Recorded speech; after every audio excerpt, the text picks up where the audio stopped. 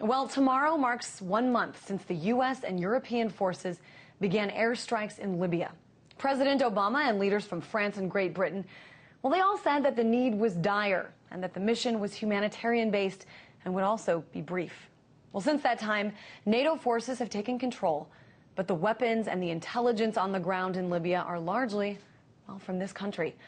While some people say that this is a just war, others say the justifications for getting involved were not only not good enough, they were wrong. Well, among those people, Alan Kuperman, a professor of public affairs at the University of Texas at Austin. He's also an author, and among his works, this book, The Limits of Humanitarian Intervention. And Alan, I know that you've written a lot about this, and something that you said was that the U.S. involvement in Libya is not only not preventing murder and suffering, but that it's in fact causing suffering by innocent people and also prolonging the civil war in Libya. Where is your evidence of this? Well, my evidence is that the claim that was made by the Obama administration that there was going to be a bloodbath, that there was going to be even genocidal violence, that Gaddafi was deliberately, intentionally massacring civilians. My evidence is that there is no evidence of that in the other cities that Gaddafi has captured, either totally or partially. And the latest data comes actually from Human Rights Watch.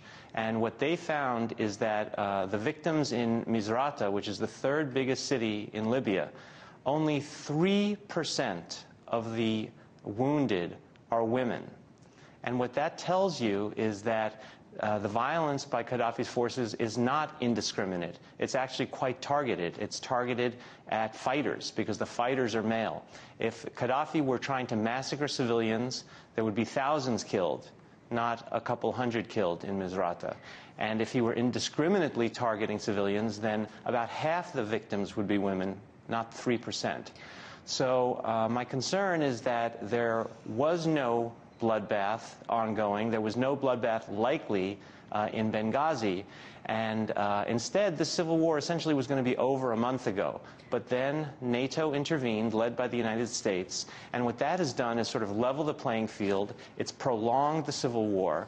Cities in the center of Libya on the coast have now changed hands 2, 3, 4 times. Every time they change hands, there's shelling from both sides and the civilians that are caught in the middle.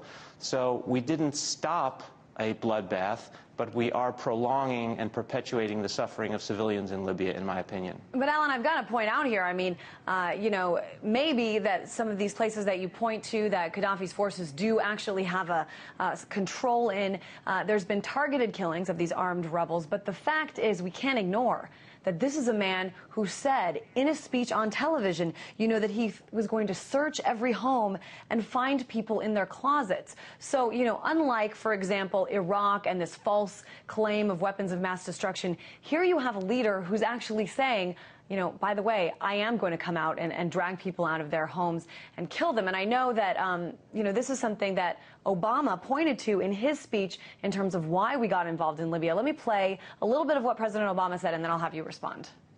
Sure. We knew that if we waited one more day, Benghazi, a city nearly the size of Charlotte, could suffer a massacre that would have reverberated across the region and stained the conscience of the world.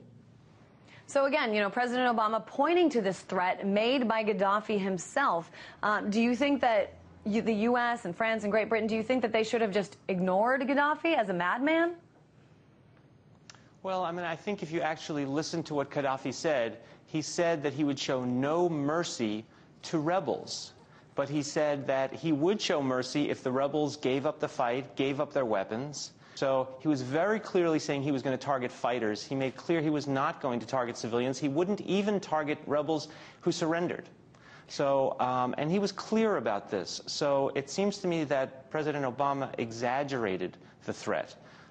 He exaggerated what Gaddafi said, in fact, misrepresented what Gaddafi had said. And so would there have been some killing? Yes, there would have been some killing in Benghazi, but the civil war essentially would have ended. The rebels were on the run. They were in mass retreat, and the war would have ended in March. And instead, here we are in the second half of April, and the war is ongoing, and people are suffering every single day. So as I say, I don't think we stopped the bloodbath, but I think we have perpetuated the war. And my rough guess at this point is that we've actually increased the net suffering to civilians in Libya. That certainly wasn't the intention. And the only question for me then is, why did Obama do this? Did he get tricked by the rebels who claimed that there was going to be a genocide? Or was he sort of in on that, sort of a co-conspirator, exaggerating with the rebels the threat of a genocide in order to launch an intervention for other purposes? Of course, it's hard to say, though, Alan, what would have happened, could have happened, should have happened if the U.S. and NATO forces didn't get involved. We just can't know, because the fact is, a month ago we did get involved. But I know you also said that we should intervene no further until Gaddafi's forces actually prove that they're going to massacre civilians. A lot of people would just find that claim a little rough to swallow, to say, let's wait until thousands of people are already killed until we get involved. No, that's not what I say. My argument is based on over a decade's worth of research. I've done research on the ground in Bosnia, in Kosovo, in Rwanda. I've also researched Darfur, Iraq, Afghanistan. And what you find is that rebels often use the same propaganda tactic.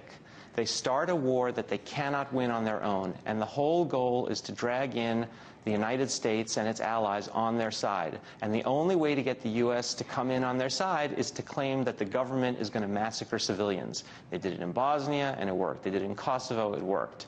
And so my point is, if you're really trying to save civilians, what you should do is not play this rebel game. You should say to the rebels, if you start a rebellion and the government responds by targeting rebels, we're not going to get involved.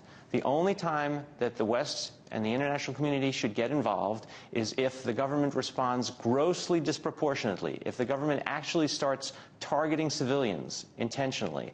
Then the international community should come in to stop a bloodbath, to stop a genocidal type situation. So that was my recommendation, is that so long as Gaddafi is mainly targeting rebels, the United States should not be intervening there.